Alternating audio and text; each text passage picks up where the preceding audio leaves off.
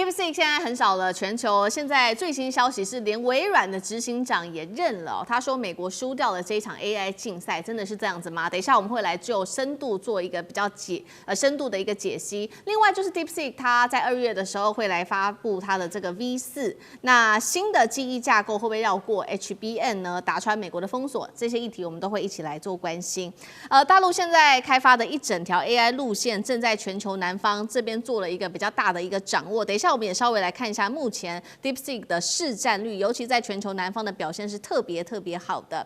好，那它現在其實呢，在全球包括了在歐洲以外的地區不斷的擴張，也讓微軟的總裁非常的緊張。他說呢，中國大陸 AI 模型 DeepSeek 正在歐美以外的世界全面擴張，而美國他認為很可能就會輸掉這一場 AI 競賽了。來，趕快看到的是市占率，在目前中國市場的話，目前是高達了89%，自己在用 DeepSeek。那辛巴威市占也蠻高的17%，特別來看到這當中數字比較高的就是俄羅斯，其實有56%，白俄羅斯，那俄羅斯有43%，古巴也相當的高，目前占比大約是落在49%。微軟的研究也特別針對了 DeepSeek 到底強在哪裡，做了一個比較深入的分析。他說 DeepSeek 不是靠最貴的算力跟這個最強的 GPU， 靠的就是低成本。開源可以部署，能夠落地，大幅降低了 AI 的門檻。而他認為，接下來下一個10億的 AI 用戶不會在美國，不會在歐洲，而重點就是今天來看到的全球南方國家，他認為會是讓 DeepSeek 可以徹底去攻佔的地方。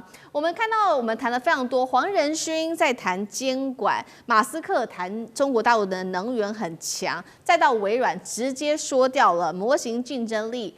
中國大陸贏，而我們正在輸。美國3大巨頭的發言，難道是在承認大陸正在贏得 AI 競賽嗎？這當中技術問題還是其他的問題占得最重要？厲將軍怎麼看？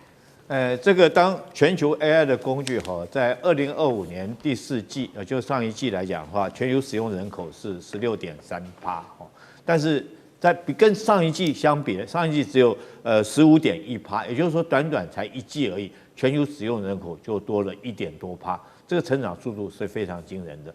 那 DeepSeek 從這個去年1月份開始開發出來到現在剛好滿1歲，ChatGPT 是滿3歲。那為什麼會有這麼驚人的進展？那尤其是 DeepSeek， 它之所以能夠橫掃全球，其實它主要是對開發中國家具有很大的吸引力，包括到第一個非洲的國家，第二個中東的國家，第三個是前蘇聯的國家，對於這些開發中的國家，尤其具有更大的吸引力。那第一個原因當然是它的這個成本比較低，這是第一個。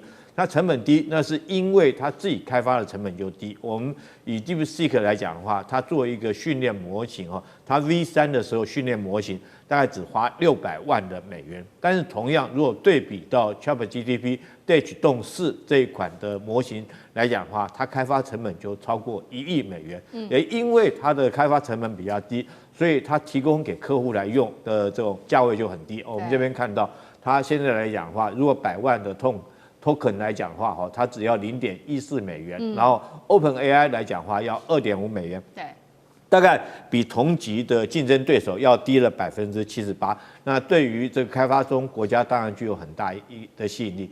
第二個，我認為它之所以會對這些開發中國家會有很大吸引力，主要是它的系統屬於開源系統。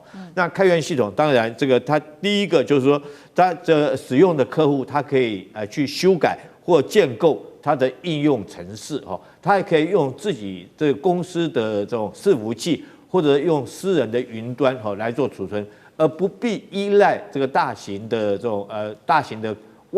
依賴外面的伺服器或者雲端來使用。所以它用開源系統來講的話，就可以運用上面是非常的有彈性，那部署上面也可以很靈活。簡單的講就是效果好又好用，當然对這些開發國家當然是吸引力很大。我覺得第三個原因，當然 DeepSeek 來講的話，當然中國大陸來講，對於未來的 AI 它有大量的補助，這也是它能夠成功很重要一個理由。當然還有一點很重要，我覺得它跟華為整個捆綁在一起。華為你現在買它的手機裡面就有這個 DeepSeek 相關的運用程式綁在它裡面。那如果說是借着這個華為的手機可以推廣出去，我覺得DeepSeek 跟華為這2家公司可以說是走向雙贏。所以未來很可能這個如果說这个因为如果說對照 ChatGPT 來講的話，它屬於這個閉源的系統，那當然開源系統會更加靈活、更加有用。所以我認為在未來可能這麼快的一個成長，然後尤其 DeepSeek 才出來才1年的時間，那就已經快要趕上 ChatGPT。那在未來的發展，我覺得等到 V4 出來它更有長足的進步。那全世界對於已開發國家的這種企業來講的話，它會推廣的更快。然後運用的會更廣。好，現在預計是說 DeepSeek 的 V4，剛剛將軍幫我們提到是在2月份的時候就會登場。那標榜的就是說它的算力跟記憶體不會被 HBM 跟 GPU 給綁架。楊老師又怎麼看這一點？這是第一個問題。再來就是 V4能夠對目前的 GPT 還有 Gemini 等等帶來多大的威脅？現在 DeepSeek 碰到的問題就是它的硬體算力的層面受到了就是硬體的這個限制哈，那在整個算力會受到影響。那可是，在現有的算力跟就是參數如果相同的情況之下，它如何能夠提升它的表現，讓它又快又聰明？那他就在最近發表了一篇文章，梁文峰和北京大學的團隊這篇文章的這個題目叫做基於條件查找的條件記憶，那大型語言模型稀疏性的新維度，所以它就建構了一個新的，就是等於是叫做這個語言模型。那這個新的語言模型可以在同樣的算力，甚至在更小的算力之下，它能夠達到一個更高的這個效率。那因此你就看到它接下來這個 V4的這個模型呢，說就要在2月出來，就會以這個所謂的條件記憶的這個架構來去推動。那這個跟過去 V3 甚至跟其他 ChatGPT 都不一樣。那這個文章已經發表出來，可是呢，真正會運用是馬上 DeepSeek 的這個 V4。那因此你就會看，它會提升模型在知識調用、推理、代碼、數學等任務上的表現。所以也就是說，它繞過了必須要有一定規格的這個 GPU 的叫做 HBM 就是所謂的高頻寬記憶體。那但因為這個高頻寬記憶體在整個中國大陸現在對於輝達的這些晶片的這個限制，也一方面是國安限制，一方面也希望中國大陸自己本身能夠更快的能夠技術這個自立自主。所以呢，在這種限制之下，那 DeepSeek 以及大陸的這些開源的這個 AI 的大模型呢，能夠怎麼做？他發表出這一篇文章，也就是新的一種模式。那這個新模式，就基本上其實你被這個打壓之後，我去尋求一種新的活水，就找到了。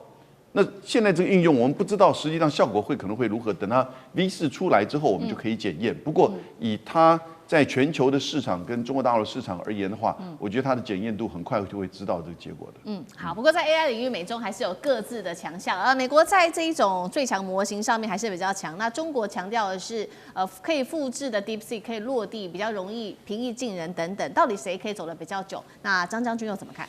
我認為這樣子，因為要從幾個來看。那個美國的不管 ChatGPT 還有中國大陸的這個 DeepSeek 來看呢，因為 DeepSeek 雖然是這個後面出來，但是有時候會後發先至。為什麼？你把人家的版面呢都知道，然後自己再調一下它哪個地方是短板，再把它補強。有時候往往變成後來居上，因為你的我都具備啊，但是我現在就新加出去了，你沒有，所以它有這一方面的優勢。我們看，然後中國大陸的 DeepSeek 是低價搶進。那低價搶進的狀況之下呢，就像我們感覺到，就拿大疆無人機來做比喻，那大家便宜啊，那便宜又好用啊，因為大家很熟悉，那個就幾個按鈕操縱一下就會飛啦，又會組裝又會飛，那這個好方便了。以前感覺到哇，飛無人機好像有點學問，有點技巧你要有點空間概念也可以，不要你一般的小學生他就會了，就變成你方便。那 ChatGPT 是這樣子，但是 DeepSeek讓你更方便，是這個。第二個優勢就是說。我們知道這個有普及版跟這個專業版。普及版啊，就這個門檻非常低，那個小學生、中學生他在輸入關鍵字他就會用了。那專業版要錢，那以後普及版到最後都不用，就跟我們講的 那個 Microsoft 的 Windows， 到時候都是免費的啦。剛開始都好貴啊，那版權你不能盜版哦。現在你只要買電腦，哪一個那 Windows 要錢，通通不要錢了啦。